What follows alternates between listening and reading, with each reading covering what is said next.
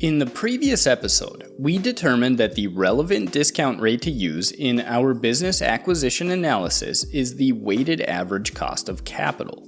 We'll use that interest rate to discount our future cash flows and determine the enterprise value of Evergreen's operations. We also noted that the weighted average cost of capital is made up of two different components: the company's cost of debt and cost of equity. In this episode, let's cover the cost of debt first. In most cases, it's the simpler of the two and will be a nice foundation to build before we turn to the cost of equity. So to begin, conceptually, a company's cost of debt is the return that lenders require to lend capital to the business.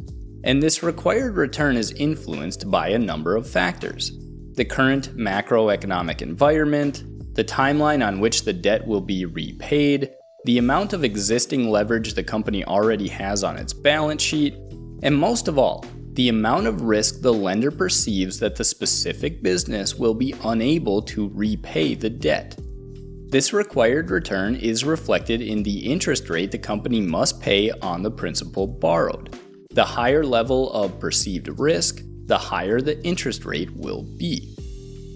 Now, I want to highlight something in that discussion again. The cost of debt is not necessarily the current interest rate on any debt the company may have. We're looking to discount cash flows that will occur in the future. So to ensure our analysis is as accurate as possible, we need to estimate the market rate of debt for our specific business.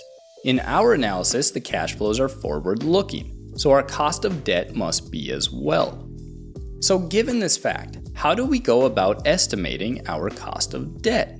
Well, there are a number of data points we can use. If we're a company with debt that's publicly traded, we can lean heavily on the current yield to maturity of that traded debt.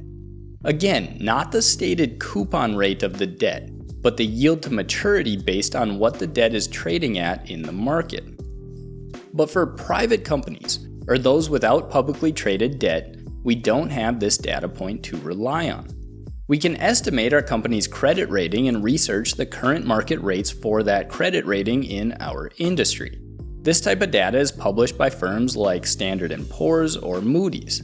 Or if we have a relationship with our banker, we could discuss our potential acquisition with them and look to ascertain an estimate of the interest rate they may charge for long-term debt placed on Evergreen's balance sheet once under our management.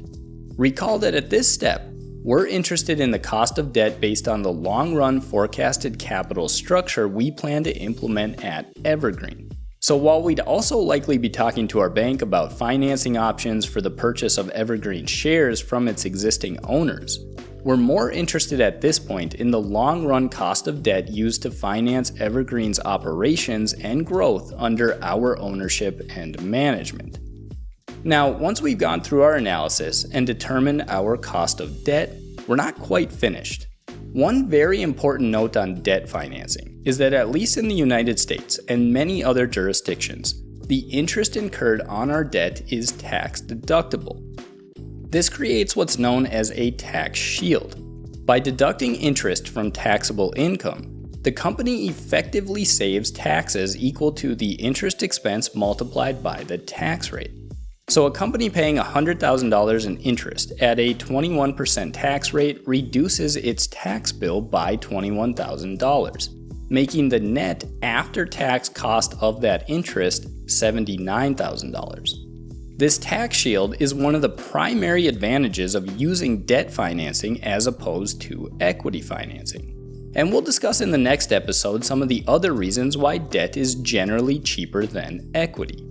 So in addition to the stated interest rate of debt typically being lower than equity, the tax deductibility of interest means that the effective cost of debt to the firm after taxes is lower than the stated interest rate of that debt.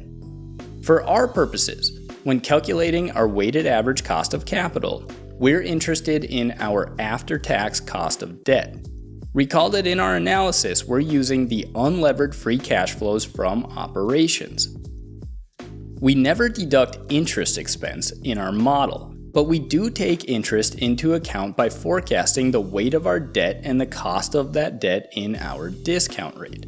And further, we take into account the tax deductibility of interest by using our after-tax cost of debt in our model. So at a high level, determining our cost of debt is a two-step process. First, we estimate the market-required rate of return lenders would demand today, which we'll label R sub D.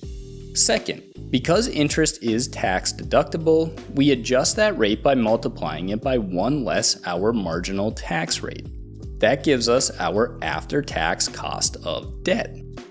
Now we could go into a formal analysis to estimate the long-run cost of debt at Evergreen, again based on the structure under our ownership and management. But in this series, we're focused primarily on the mechanics of time value of money problems. So we'll instead take a bit of a shortcut and simply assume our cost of debt, given the business risk profile, to be 7.5%.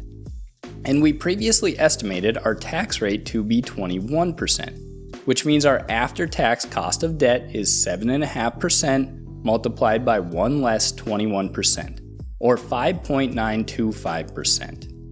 And let's also assume we're planning a capital structure that is 40% debt.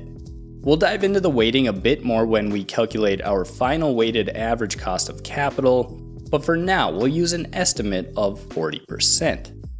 Now recall, the formula for our weighted average cost of capital is the weight of debt multiplied by our cost of debt, plus the weight of equity multiplied by our cost of equity.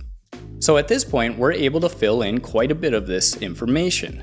We've stated that our structure will be 40% debt.